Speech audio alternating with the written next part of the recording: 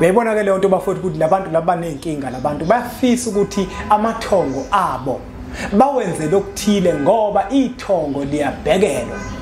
Uma bafowethu ithongo libhekelwa kubalekile ukuthi uliphonsele ithongo ukuze nalo lizokwazi ukuthi likunikeze okuthile. Esifana sifana naleso ke bafowethu kunezinkolelo thina esikholelwa kuzona njenganabantu abampeshona okuwukuthi olwandle kukhona imphefumulo yabantu abadala basemzini yasemakithi. Asisakwazi ukukhuluma nogogo, khuluma kokuthethe nezinto, amafasha abahlosile bathi uzokhuluza ukhokho bewethu. Asisakwazi ukukhuluma nogogo, bunga yesintu wewo. Siyakhuleka kunina abakhulu, hayi khona bogogo nomkhulu. Igama umfoka mbanje itsisa simbiza ngonduna kanjaba. Hayi khona yasuke yahlala, impungu sihlephlela ulwazi. Izinto zaqala zakhanya nenkinga zaphela emphela njaba. Isisa kithi siyakhala, sekhona nenyanga zamanga. Izinto sakithi siyahamba engathi sekhona abafundisi bamanga. Nina bodlungwane kaNdaba, udlungwane lombelebele olwadlunga emanxulumeni kwaze kwasa amanxulume esibekelana.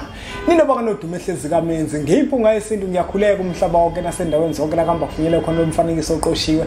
Makuthi umusha kule channel ngiyacela bafowethu ukuthi usubscribe ku channel yethu enkulu Impunga Yesintu TV wenzela ukuthi yonke imfanekiso eqoshiwe siyifakayo ukwazi ukuthi uyithole. Uzokhumbula ukuthi kwimpunga Yesintu TV ila sichushisana khona bafowethu sifundisane sinikane ulwazi ekuyilo lwesintu sethu. La kwimpunga yesintu bafowethu siyahlukanisa izinto. Into eyisintu siyayibeka obala ukuthi lokhu kuyisintu. Into ewumkhuba nayo futhi siyayiveza ukuthi le iwumkhuba. Umzukulu ke lo bafowethu kaMdumo igaba elimabanga likaThumbula Tshatatsha uTshatatsha kaPheshe uPheshe kaMaguyane uMaguyane kaVaphi uVaphi kaNokhonjo umshana nje wakofuze fulele bafowethu bafowethu la incingo sengizitholile kakhulu. Abantu bayakhuluma bathi impunga yesintu nifikile la noBhovungana nazokhuluma ngendaba yeladi nafika nomkhuluphewa nakhuluma ngamalathi athile ahlukene kodwa manje kunenkulumo eziningi impunga yesintu esingazizwanga kahle. Impunga yesintu siyafisa ukuthi sike sithole ukucaciseleka ngoba siyadideka manje impunga yesintu sesifisa manje ukuthi sike sizwe uvo lwakho impunga yesintu. Sifisa impunga yesintu ukuthi sizwe uvo lwakho ngeladi ukuthi ke iladi ke wena ngokwesintu ngempela liyinto ekhona yini. Unzima ke lo mbuzo kunzima futhi ukuphawula ikakhulukazi njengoba kuke kwakhona uhlelo kwiGagasi FM impunga yesintu ibingekho oza kwethu kodwa kade bekhona kwanenkulumo mpikiswano ekhulunywayo. Isona ke futhi sizathu senze ukuthi ababukeli bempunga yesintu baloke beshaya bebuza bethi sifuna ukuzwa wena uvo lwakho akuchaze wena impunga yesintu ukuthi iladi olwandle lenziwa yini, iladi entabeni lenziwa yini njalo njalo. Yebo impunga yesintu uke wafika noBhovungana wachaza uBhovungana wafika nomkhuluphewa bachaza kodwa sifuna ukuzwa ke manje uvo lwakho wena wedwa ukuthi wena uthini. Bafowethu lento ngizoyibeka kanje. Kunomuntu bafowethu othola ukuthi abazali bakhe basindisiwe.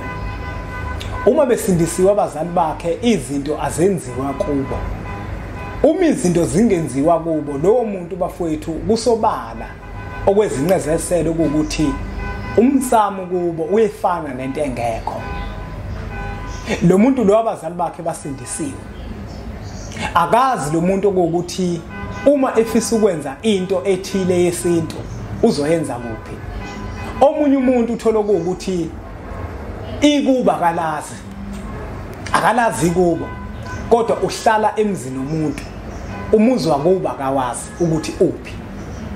Lo muntu loyo naye umsamo kusho ukuthi akanawo azohamba ayekoguqa kuona afike ayocela kuwo akanawo umsamo.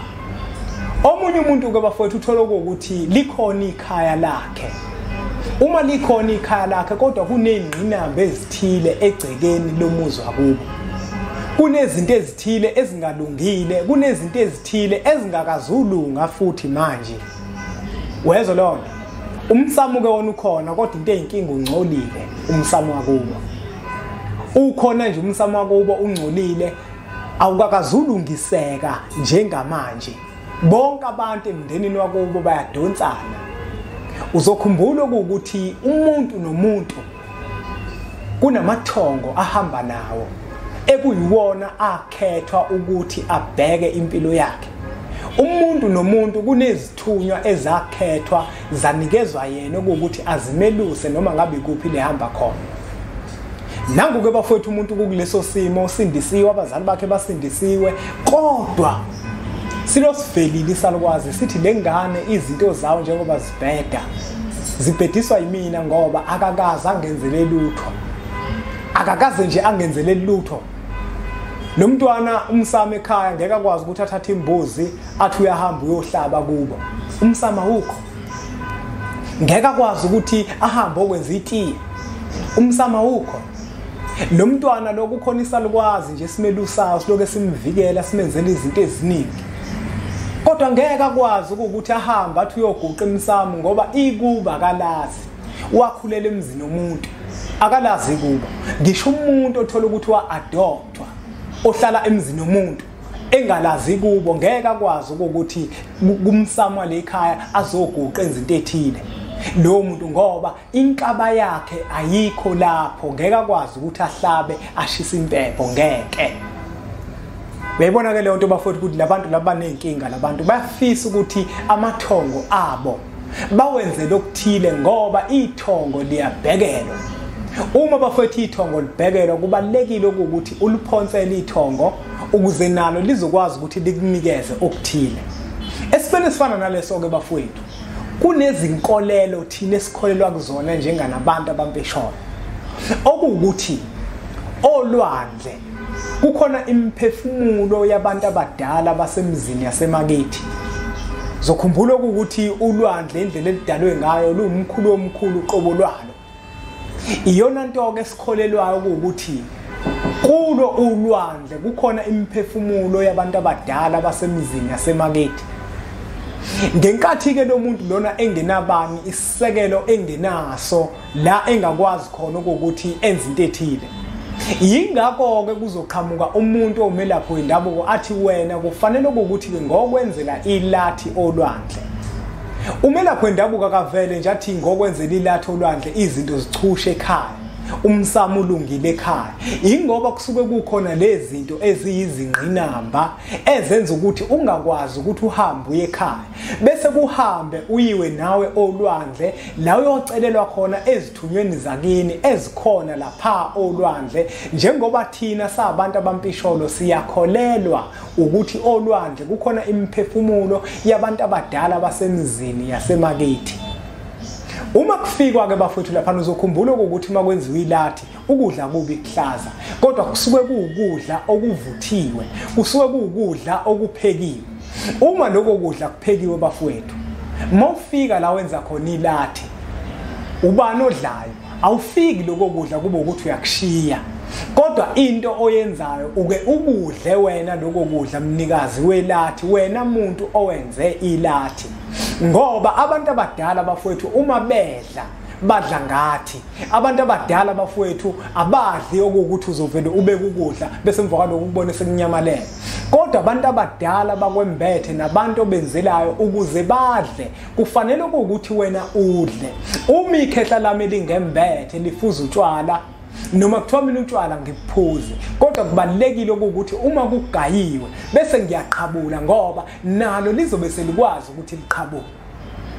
Uma wenza ilathi ke bafowethu entabeni noma olwandle akusho ukuthi ukudla usukuzokushiya nje lapho cha anginjalo kodwa wena umuntu ufike udle wena ngenkathi udla wena nabantu abadala bakwembethe nabo bayadla.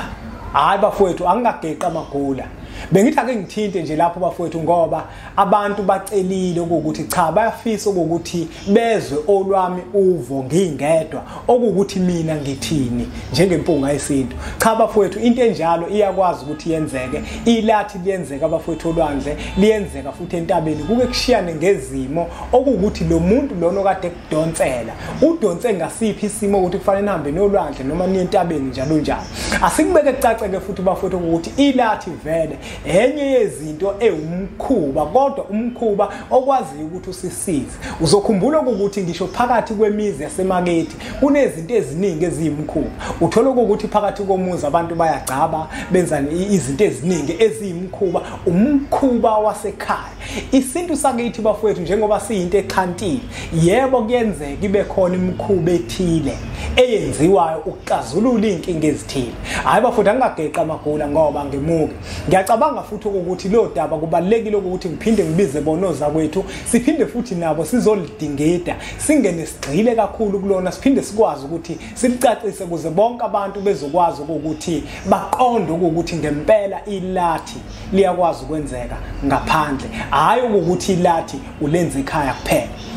Asibonge kakhulu-ke ngokunubukela umfanekiso oqoshwe. Ngiyacela ukuthi niqhubeke nisubscribe ku-channel yethu enkulu Impunga Yesintu TV, bese siqhubeke sizithenge incwadi zempunga yesintu ezifundisa ngesintu sethu thina njengabantu abampisholo. Uma ukuthi uyafisa ukuzohlala phansi nempunga yesintu, shayele kuzona inombolo lezi olokuzibona zivela, senze inhlelo zokuthi ufike emphelandaba. Ake sithi-ke nje impunga.